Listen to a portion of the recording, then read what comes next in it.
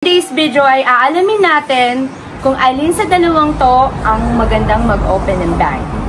BDO ba or BPI bank?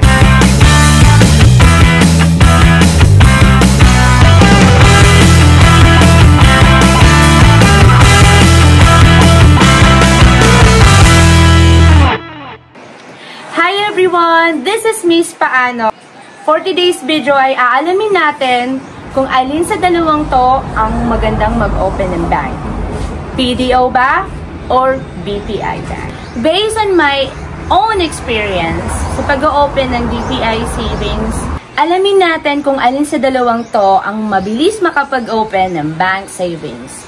BPI or BDO? Alamin natin kung saan mas mabilis kumuha ng bank savings account. Sa BPI, mahaba ang pila.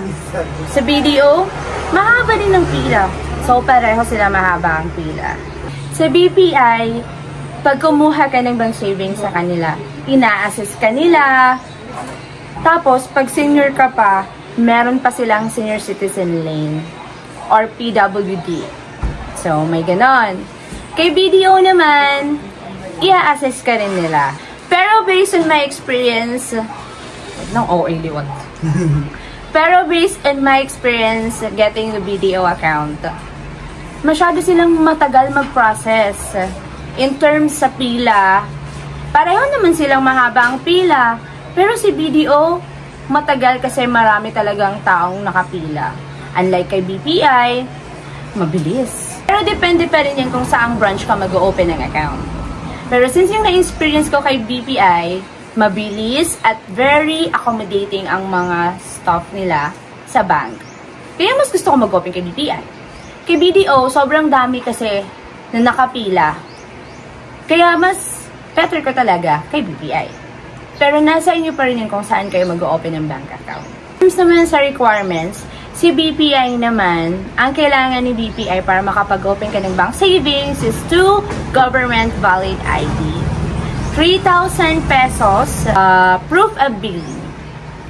Kay BDO naman, it's the same.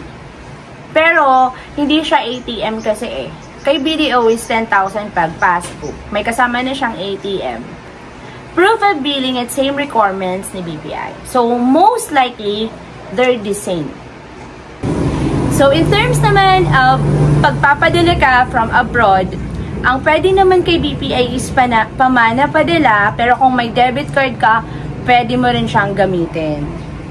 Kung nagtatrabaho naman ng pamilya mo sa abroad, pwede kang kumuha ng pamana padala savings. Ang tawag, no maintaining balance yon at may free insurance yon na 300,000 pag meron ka nun. Sa BPI.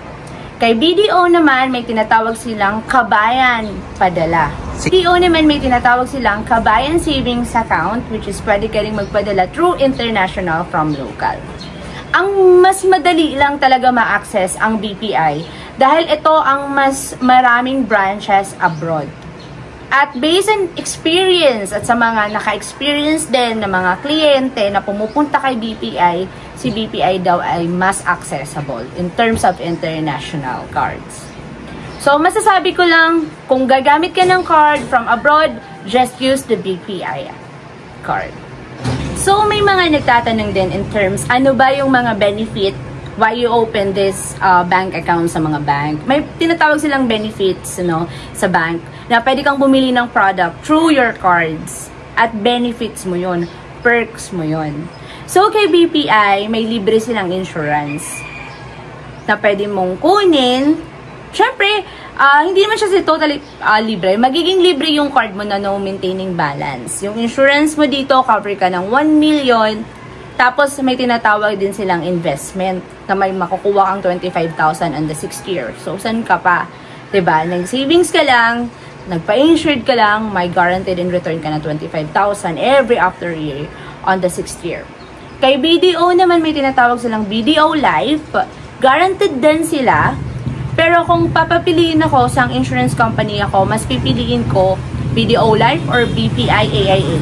Doon ako kay BPI AIA.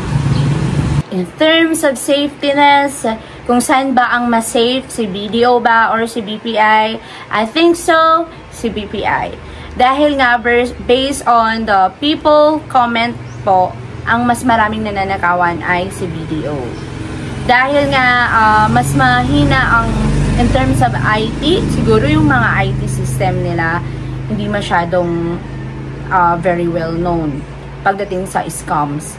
Pero kay BPI, nadidetect agad ni BPI yung mga scam schemes na nangyayari through your online banking. So, kung regarding dun sa mga scam schemes, mas mabilis mawalan ka ng pera kay BDO. Pero it depends pa rin kung saan ka pupunta ng mga link. Kaya huwag kayong mag-click ng mga link, guys.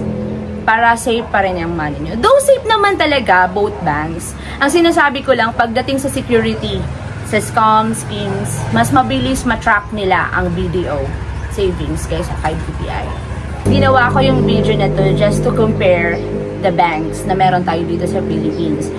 Both banks are magaganda, the best banks in the Philippines, but in terms of security, though si BDO marami talaga siyang branches in the Philippines, worldwide. Si BPI marami din. Pero in terms, no, kung makikita mo sa quality brands, anong bank ba, mabilis ma-access si BDO, pero secure si BPI. That's all I can say.